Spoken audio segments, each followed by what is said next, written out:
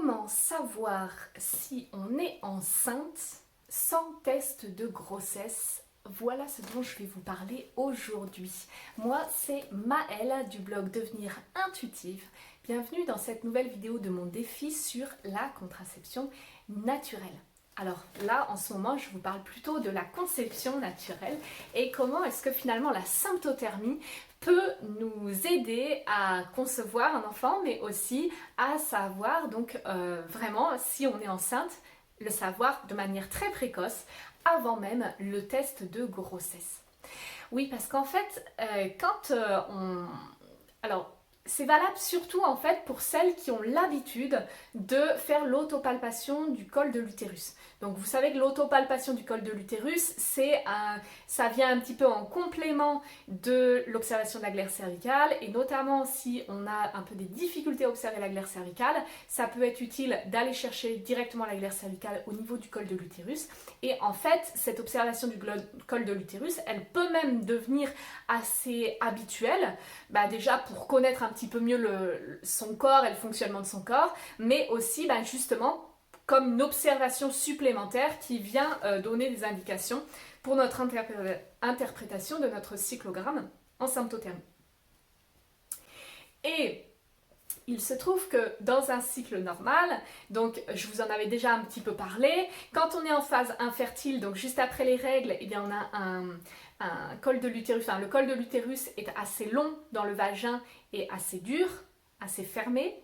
Ensuite, au niveau de la phase fertile, il s'efface vraiment dans le vagin, donc il devient beaucoup plus court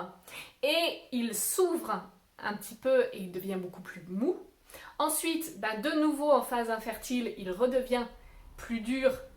plus fermé, plus long dans le vagin. Et en fait, ce qui se passe normalement, c'est que juste avant l'arrivée de nos règles, quelques jours avant l'arrivée de nos règles, petit à petit, de nouveau, il devient un petit peu plus mou, il s'ouvre un petit peu pour préparer finalement l'arrivée de nos règles. Voilà, et que les règles puissent couler facilement finalement au moment où quand c'est le bon moment pour elles. Et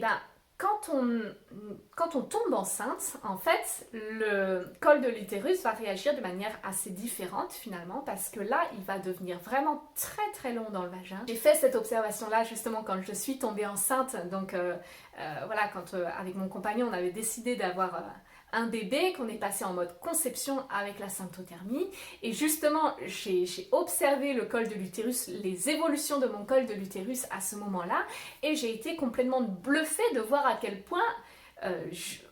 finalement quand je suis tombée enceinte, on va dire une dizaine de jours, moi je dirais j'ai pu l'observer une dizaine de jours après ma phase vraiment fertile, voilà, où j'ai senti que là mon col était vraiment hyper long dans le vagin, hyper dur, hyper fermé, je ne l'avais jamais senti comme ça.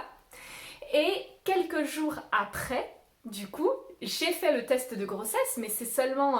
je crois c'était seulement 3 ou 4 jours après que je pouvais faire le test de grossesse. Vous savez, on nous donne des jours, tant de jours avant les règles, je ne sais plus exactement, tant de jours avant les règles, on peut considérer que le test est fiable. Donc moi j'avais fait mes calculs, je savais quel jour, à partir de quand en fait je pouvais faire le test et considérer qu'il serait fiable. Et c'est vraiment déjà 3-4 jours avant que j'arrivais à savoir au niveau de mon col de l'utérus, de me dire tiens, là quand même, mon col de l'utérus, je ne l'ai jamais observé comme ça. Donc pour ça, évidemment, il faut avoir fait des observations et savoir un petit peu comment se présente notre col de l'utérus tout au long du cycle, quelle est son évolution normale finalement, pour arriver à déterminer que, oui, là on est dans une évolution pas habituelle, que j'ai jamais connue, ou que j'ai connue seulement justement si j'ai déjà eu des enfants et les dernières fois que je suis tombée enceinte, voilà. Et pour moi, ça c'est vraiment une information incroyable, de me dire notre corps nous indique, en fait, nous donne des signaux très très précoces de notre grossesse, avant même d'avoir quelque chose de censé être plus fiable, comme justement le test de grossesse ou encore la prise de sang, voilà. C'est assez fou parce que moi par exemple les douleurs au niveau des seins je les ai eues aussi assez rapidement, mais elles sont venues quand même un petit peu après quoi. C'est vraiment une question de jours, mais en tout cas le premier signal c'est quand même le signal de notre corps quoi. Ensuite, on a le test de grossesse et puis ensuite, on a les signaux un peu de fatigue, de nausée ou des seins qui sont douloureux. Alors peut-être pour certaines femmes, ça vient encore avant, hein, ces signaux-là. Mais en tout cas, vraiment, moi, l'observation dingue, c'était de me dire, en fait, on peut savoir qu'on est enceinte avant même le test, sans même utiliser de test, on peut le savoir très très tôt, quoi. Avant, en tout cas, c'est sûr, avant l'arrivée normale de nos règles, quoi, ça c'est clair. Donc voilà, je voulais vraiment vous partager ça. Pour moi, c'est assez révolutionnaire, quoi, de se dire notre corps est vraiment très fort, il nous indique vraiment tous les signaux qu'on a besoin de connaître, il suffit de savoir l'écouter, d'avoir l'habitude de l'écouter, et du coup, c'est vraiment cette histoire de symptothermie, oui c'est une méthode de contraception, oui ça peut aider à la conception, mais c'est encore beaucoup plus large que ça, c'est je connais mon corps, je connais ma fertilité, et je sais où est-ce que j'en suis, et voilà, j'ai pas besoin d'outils extérieurs pour finalement,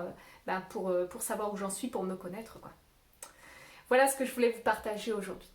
Et demain, je vais plutôt aborder la symptothermie pour celles qui ont envie de l'utiliser comme juste